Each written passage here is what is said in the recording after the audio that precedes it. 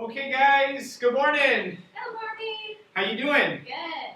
All right, everyone as they came in should have turned in their poetry portfolio. But if you didn't remember to do that, that's okay. We're going to take the next few minutes to write on this topic. I want you to write about an obstacle you have encountered on a trip.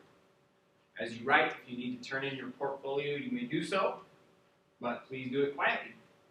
Go ahead.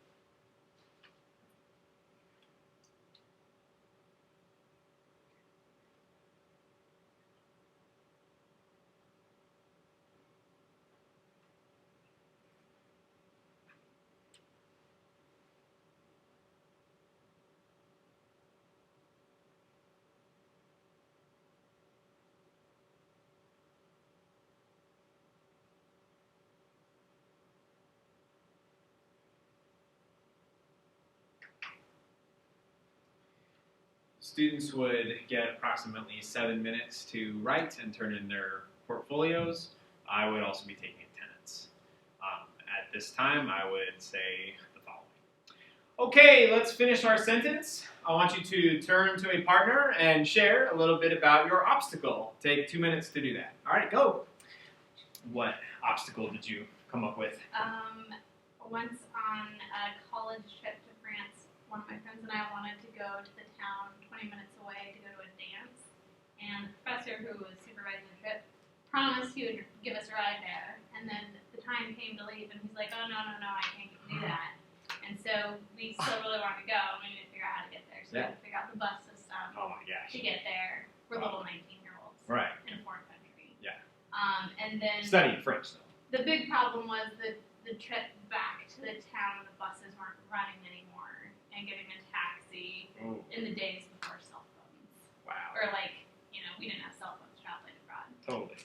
So Dang. that was my obstacle. That's a bad obstacle. Yeah. One time I was catching a plane flight back home to see my folks. I was in college in California. And for my alarm clock, I put in the time that the plane departed instead of the time that I was supposed to wake up. So I woke up the minute the plane got off the ground. Nice. And so I went to the airport, and I had to tell them I missed my flight, and I had to wait for hours and hours. Did they make you pay more? No, they didn't make me pay anymore. This was, again, probably before airlines figured that out, that would be a good idea. But in the process, I got to see, I didn't meet them, but I saw Ludacris and Rob Zombie, both on the plane. Ludacris is actually about that tall. I could easily throw him out a window. Rob Zombie is huge, but pretty handsome. That's okay. Anyway. All right, great. All right. Okay, so thanks for sharing your obstacles. Why did I ask you this question? I'll take a volunteer. Why did I ask you this question? Yes. I see you're holding the Odyssey. Does it have something to do with that? Yes, it has something to do with that. The Odyssey, in its essence, is about a man who has a goal. He wants to get home. Actually, that's his goal, and things keep on happening by various designs to throw him off course for home. And so really the Odyssey is a series of obstacles of a man getting home. And that is the next book we're going to read. And so to do that, we have some goals. We have some goals for reading the Odyssey. And so to do that, I'm going to show you what the goals are. So let's turn to our in-class notes section of our binder. Our unit is called Reading Strategies and Language Use in Poetry. Last week, we read poetry that's published now. And this week, and the next 3 weeks that follow, we're reading some ancient poetry in the form of the Odyssey. And so we have 3 goals. And so I want you to, I'm going to read you the goals, and I want you to write these goals down in your own words on your piece of paper. So the first goal, Students learn how to determine the meaning of words and phrases as they're used in the text, including figurative and connotative meanings. So last week we studied figurative language, right? Similes, symbols. We also studied denotative and connotative meanings. So in your own words, write what this means to you.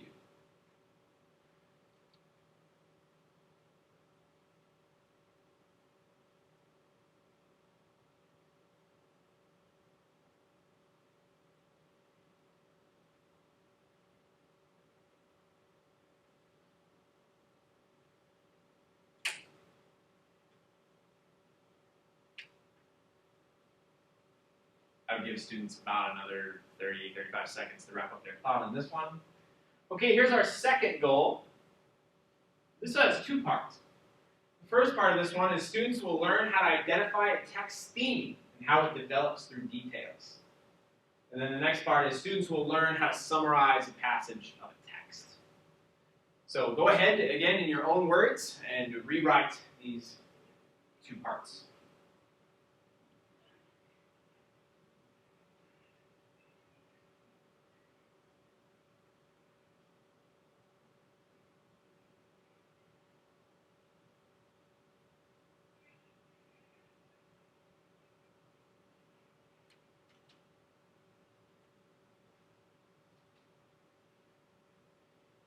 Give students probably another minute to wrap this up in their own words before proceeding to this.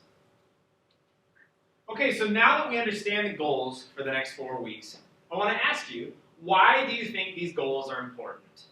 About a month ago, we did research on our careers. You guys each picked careers to research, whether you're going to be a lawyer, whether you're going to be a psychologist, a physician. Why are these 3 goals that we're going to be studying in the next 4 weeks important for your life, your college, or your career? Take another 2 minutes to jot down some notes about that.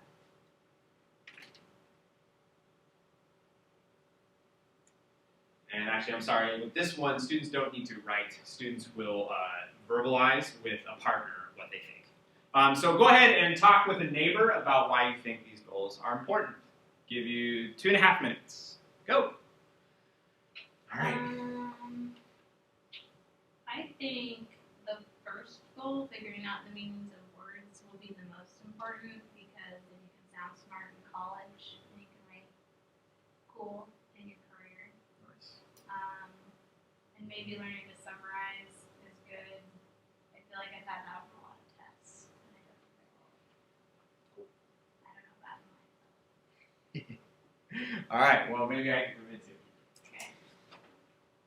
Okay, students, discuss for another minute or so. So we've discussed why we think maybe these goals are important. Could I get a couple volunteers? Yeah, go ahead.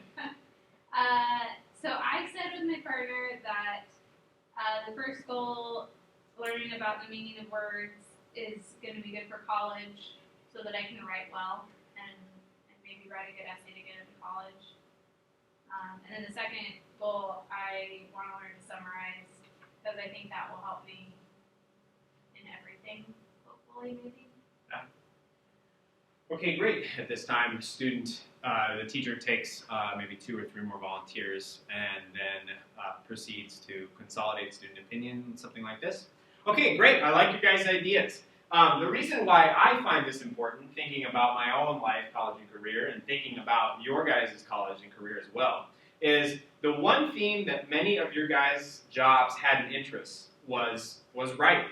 The fact that you will be writing for your careers, and you will also be reading.